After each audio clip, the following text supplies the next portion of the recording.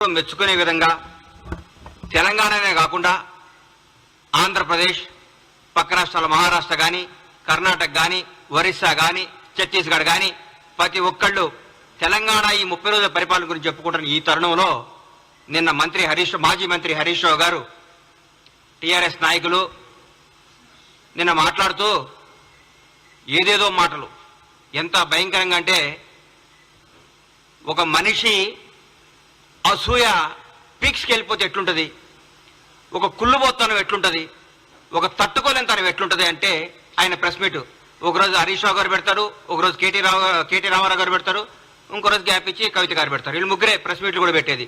ఎందుకంటే టీఆర్ఎస్ నాయకులకు తెలుసు బ్రహ్మాండంగా చేస్తుంది కాంగ్రెస్ ప్రభుత్వం. గౌరవనీయులు మన ముఖ్యమంత్రి, యువకులు, ఫైర్ బ్రాండ్ శ్రీ రేవంత్ రెడ్డి గారి నేతృత్వంలో కాంగ్రెస్ పార్టీ, కాంగ్రెస్ మంత్రులందరూ అద్భుతంగా ప్రగతి పదం వైపు దూసుకుపోతూ తెలంగాణ రాష్ట్రాన్ని పేరుని, ఖ్యాతిని, వాణిని భారతదేశం మొత్తం వినిపించే విధంగా చేస్తున్నందుకు ఈరోజు భారతదేశం కూడా మన తెలంగాణ రాష్ట్రం గురించి చెప్పుకుంటాను. ఈ తరుణంలో నేను హరీష్ రావు గారు అంటారు 100 రోజుల తర్వాత ఇలా పప్పులు ఉడకవు అన్నాడు.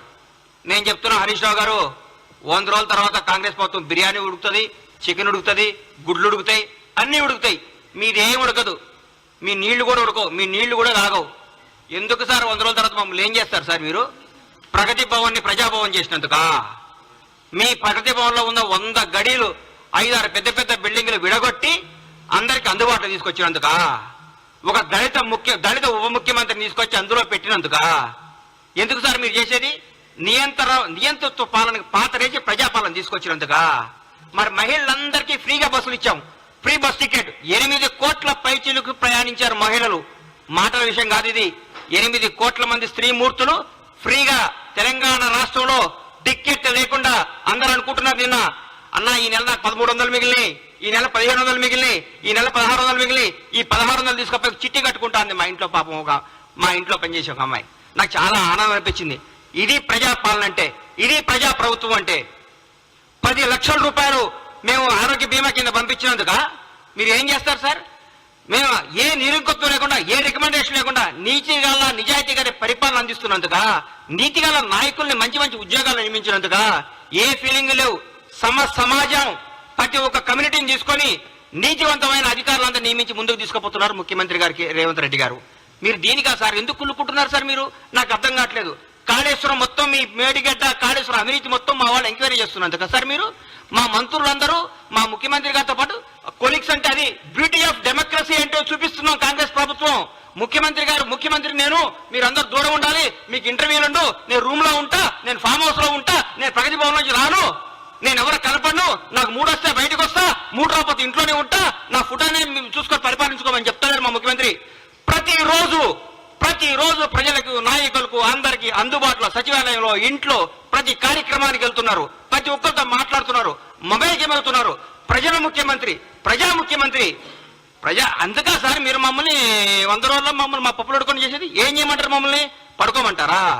అవినీతి చేయమంటారా? మీ దగ్గర ఒక మంత్రి ప్రెస్ మీట్ పెట్టాలంటే మీ దగ్గర పర్మిషన్ తీసుకోవాలి. మీ దగ్గర ఒక ఎమ్మెల్యే మాట్లాడాలంటే మీతో నోటు పెట్టాలి ముందు. మీకు సార్ అని ఇట్లా నోటు చేస్తున్నా, దయచేసి పర్మిషన్ పెట్టొచ్చా అని మీరు, మీ సారో ఎవరో చెప్తే అప్పుడు ఒప్పుకోవాలి. మీరు అది పెట్టలేదు. ఈ గత 10 ఏళ్లలో మీరు ఎంతమంది మంత్రులు ప్రెస్ మీట్ పెట్టారు? ఎంతమంది మీరు వచ్చి ఢిల్లీకి వచ్చి కార్యక్రమాలు చేశారు? నేను అంటారు ఈ పార్లమెంట్లో కంపల్సరీ గెలవాలి. కంపల్సరీ గెలవకుంటే మన తెలంగాణ సమస్యలు ఢిల్లీలో మాట్లాడేది ఎవరుండరు. ఈ 10 ఏళ్ళు ఎవరున్నారు సార్ అధికారంలోకి? మీరు ఎంతమంది ఎన్నిసార్లు మీరు ప్రధానమంత్రి గెలిచారు సార్?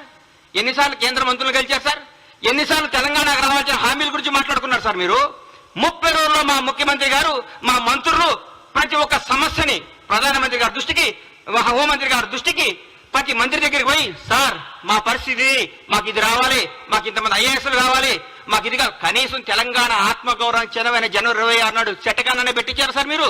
మా ముఖ్యమంత్రి గారు పోయి ప్రధానమంత్రి గారిని రిక్వెస్ట్ చేసి సార్ మా తెలంగాణ గౌరవం ఇది, మాకు ఇవ్వండి సార్ లెటర్ పంపిస్తే మాకు ఓకే చేశారు. అది ముఖ్యమంత్రి గారు చేస్తున్న పని. ఇంకేం సార్ మీరు మాట్లాడితే? మీరు ఏం కావాలి మీకు? మేము ప్రజల పరిపాలన కూడా బాగా చేయొద్దా? జనాన్ని వివేకవంతులు చేయొద్దా?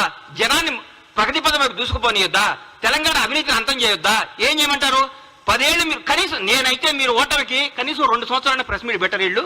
వీళ్ళు మామూలుగా వీళ్ళు మొత్తం ఎందుకు ఓడిపోయామని దాన్ని సమీక్షించుకుంటూ కూర్చుంటారన్న. అరే మా ఆగం పాడుగాను రోజు ఒక ప్రెస్ మీట్, ప్రతి మీటా సార్? దేనికి ఏం చేస్తారు సార్ మీరు? మీరు ప్రగతి భవన్ నుంచి వెళ్ళిపోయిన రోజు నుంచి ఈ రోజు వరకు చూస్తున్నా మీరు ఆ టీఆర్ఎస్ భవన్లో కూర్చొని ప్రెస్ మీట్లు పెట్టుకోవాల్సిందే. రాబోయే 10 ఏళ్ళు, రాబోయే 10 సంవత్సరాలు మీరు టీఆర్ఎస్ భవన్లో ప్రెస్ మీట్లు పెట్టుకోవాల్సిందే. మీరు ఈ ప్రజా ప్రభుత్వాన్ని చూసి కుళ్ళుకోవాల్సిందే. ఈ ప్రజా ప్రభుత్వం గురించి మీరు రోజు బాధపడాల్సిందే. మీరు ఏ విధమైన చేయలేరు. అధికార నియామకాల్లో కూడా సమాజం పాటించింది మా ప్రభుత్వం. ఎవ్వరికి ఎక్కడ బంధు ప్రీతి, కుల ప్రీతి, రాగ ద్వేషాలకు దూరంగా పెట్టి సమర్థవంతమైన నాయకుల్ని, నిజాయితీవంతమైన నాయకుల్ని నియమించింది మా ప్రభుత్వం. సగర్వంగా చెప్పుకుంటున్నాం. ప్రజల స్వేచ్ఛావాయువు పీల్చుకుంటున్నారు. అబ్బా ఎంత హాయిగా ఉందరా, బ్యూటీ ఆఫ్ డెమోక్రసీ ఎంత బాగుందిరా, కాంగ్రెస్ ప్రభుత్వం ఎంత పరిపాలిస్తుందిరా, ఇందిరమ్మ రాజ్యం అంటే ఇదే కదా, సోనియమ్మ కన్న కళ్ళు ఇదే కదా, సోనియమ్మ అందుకనే కదా తెలంగాణ రాష్ట్రాన్ని ఇచ్చింది, మన్న పరిపాలించుకోవడానికి కదా తెలంగాణ ఇచ్చింది మాట్లాడుతున్నాం. అంత జనమందరూ చెప్పుకుంటున్నారు సార్. ఈరోజు మేము ఎవరి దగ్గర బానిసత్వంగా ఉండలేదు. మీ దగ్గర ఏ బానిస బతుకారు కదా సార్. 10 సంవత్సరాలు తెలంగాణ ప్రజలందరూ బానిస బతుకుని తెంచుకొని వచ్చారు. హరీష్ అన్న మీరు 10 సంవత్సరాల పాటు మంత్రిగా చేశారు. దయచేసి ఆత్మసాక్షిగా గుండె మీద చేసుకొని చెప్పండి. మీరు నిజం చెప్పండి. ప్రభుత్వం రేవంత్ రెడ్డి గారు అద్భుతంగా చేస్తున్నారా చేయట్లేదా, పరిపాలన బాగుందా లేదా, మీరు మనస్సాక్షి మీరు క్వశ్చన్ చేసుకొని మీరు మాట్లాడండి. ప్రతిరోజు ఏదో విమర్శించాలి. ఎందుకు ఇస్తారు సార్ మీకు ఎంపీ సీట్లు? ఒక్క సీటు కూడా టీఆర్ఎస్ గెలవు, బీఆర్ఎస్ గెలవదు. ఈసారి నేను చెప్తున్నా రాసుకోండి. ఒక్క సీటు కూడా గెలవదు. రండి, మీ ఓడిపోయిన మంత్రులు అందరూ వచ్చి, మీరందరూ వచ్చి, మీకు దమ్ముంటే అందరూ వచ్చి ఒక్కొక్క పార్లమెంట్ లో పోటీ చేయండి. అందరూ రండి, ఎంతమంది గెలుస్తారు చూద్దాం. ఒక్కడు ప్రజలు కోరుకుంటున్నారు కాంగ్రెస్ ప్రభుత్వాన్ని. ఈ రోజు ఢిల్లీలో ప్రతిపక్షంలో ఉన్నాం, రేపు అధికార పక్షంలోకి రాబోతున్నాం. ఢిల్లీలో కూడా మేము ఏం చేస్తారు సార్? మీరు టీఆర్ఎస్ ఎంపీలు గెలిచి ఏం చేస్తారు సార్? అక్కడ ఏం చేస్తారు సార్? ఈ 10 ఏళ్ళు ఎందుకు పోలేదు సార్? ఈ 10 ఏళ్ళు హైదరాబాద్ ఢిల్లీ ఫ్లైట్లు బంద్ అయినాయా? ఈ 10 సంవత్సరాలు హైదరాబాద్ ఢిల్లీకి ఫ్లైట్లు లేవా? ట్రాన్స్పోర్ట్ అయినా ఆగిపోయిందా? ఈ 30 రోజుల నుంచి ట్రాన్స్పోర్ట్ వచ్చిందా? మీ ముఖ్యమంత్రి గారు ఎన్నిసార్లు కలిచారు సార్? రాష్ట్రపతి వస్తే, ప్రధానమంత్రి వస్తేనే స్వాగతం పలకటానికి కూడా వెళ్ళని ముఖ్యమంత్రి గారు సార్ మీది. అది మీది. మా ముఖ్యమంత్రి గారు, మాజీ రాష్ట్రపతి గారు వస్తే పోయి పలకరించి నమస్కారం పెట్టి ఆయన సంస్కారం చాటుకున్న గొప్ప నేత రేవంత్ రెడ్డి గారు. రేవంత్ రెడ్డి గారు యువకుడు, ఉత్సాహవంతుడు, ప్రజల కోసమే, ప్రజా శ్రేయస్సు కోసమే, ప్రజల భాగముల కోసమే, తెలంగాణ ప్రజల కోసం పోరాడుతున్న వ్యక్తి ముఖ్యమంత్రి గారు. ఆయనను పట్టుకొని ఆయన పిసిసి అధ్యక్షుడిగా ఉన్నప్పుడు ఏం చేశారు, పిసిసి అది లేనప్పుడు ఏం చేశారు? విమర్శిస్తారు సార్, విమర్శిస్తారు. ప్రజలు ఒప్పుకున్నారు. మా కార్యకర్తలందరూ మా ఇంటనే ఉన్నారన్నారు హరీష్ అన్న. 10 సంవత్సరాల ప్రతిపక్షంలో ఉన్నా కానీ కాంగ్రెస్ కార్యకర్తలందరూ కాంగ్రెస్ లో ఉంటారు. ఈ రోజు ఏ పార్టీ కార్యకర్తలు అధికారం ఉన్నా లేకపోయినా ఒక కార్యకర్తలు అంటూ ఉంటారు. బీజేపీ కార్యకర్తలు బీజేపీతో ఉంటారు, సిపిఎం వాళ్ళు సిపిఎంతో ఉంటారు, సిపిఐ వాళ్ళు సిపిఐతో ఉంటారు. ఏ పార్టీ కార్యకర్తలు ఆ పార్టీతో ఉంటారు. కార్యకర్తలు ఎక్కడికి పోరు. కానీ జనం మాత్రం ఈ రోజు కాంగ్రెస్ పార్టీ వెనకాల ఉన్నారు. కాంగ్రెస్ పార్టీ అభివృద్ధి వైపు ఉన్నారు. కాంగ్రెస్ పార్టీ మంచి పరిపాలన కోసం ఉన్నారు. కాంగ్రెస్ పార్టీ చేస్తున్న అభివృద్ధి వైపు ఉన్నారు. దయచేసి ఇకనైనా ఆలోచించుకోండి. కొంతకాలం మీ మానసిక స్థితిని మీ తప్పులు ముందు రెక్టిఫై చేసుకోండి. అప్పుడే 30 రోజులు తట్టుగా ఇవాళ చెప్తున్నా, రాష్ట్రానికి 2వ ముఖ్యమంత్రి రేవంత్ రెడ్డి గారు రాబోయే ఎన్ని తరాలు ఉంటారో, ఎన్ని రోజులు ఆయన పేరు గుర్తుంటుందో మీరు గుర్తుపెట్టుకోండి. నేను చెప్తున్నా, కాంగ్రెస్ ప్రభుత్వం ఈ రోజు అందరికీ అందుబాటులో ఉంది. డైరెక్ట్ సెక్రటరీకి వెళ్ళిపోతున్నారు సార్. ఎవరు పడ్డా ఏ సమస్య ఉన్నా సెక్రటరీకి పోతున్నారు. ఏ సమస్య ఉన్నా ఒక మంత్రి గారిని కేక్ వాక్తో కలుస్తున్నారు. ఏ సమస్య ఉన్నా ముఖ్యమంత్రి గారి దగ్గర పోతున్నారు. ఇంతకంటే ఏం కావాలి సార్? సెక్రటరీకి ఎవరైనా వచ్చారా సార్? మీరు కట్టిన ఈ ప్రగతి సెక్రటరీకి ఎవరైనా ఒక్కరు రాగలిగారా సార్? గేట్ల కాడ బంద్ చేపిస్తారు మీరు, గేట్ల కాడ మూపే చేస్తారు మీరు. మీరు ఏందో మాట్లాడదు. ఎందుకు సార్ మీరు? ఎందుకు మీరు ఇంత టెన్షన్ పడుతున్నారు?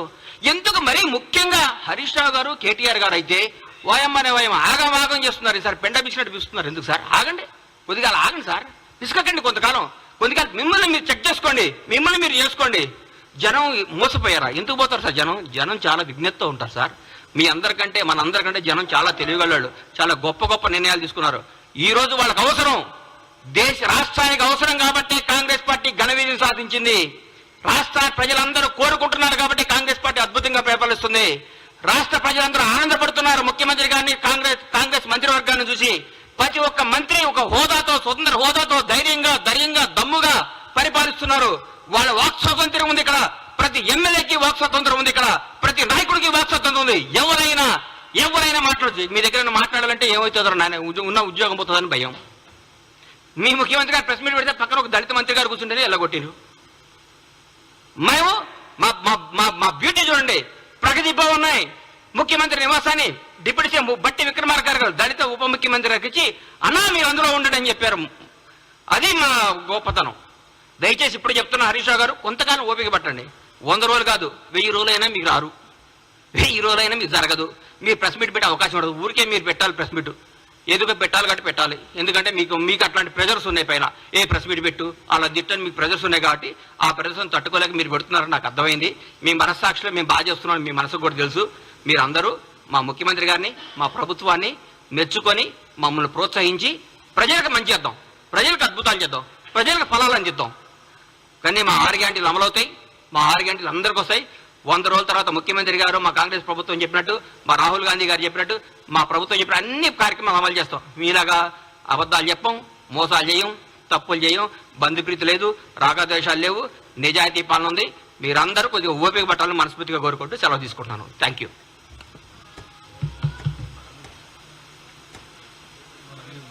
అన్న ఏమైనా అడిగేది ఉంటే చెప్పరా అన్న, చెప్తా. థ్యాంక్ యూ అన్న, నమస్తే.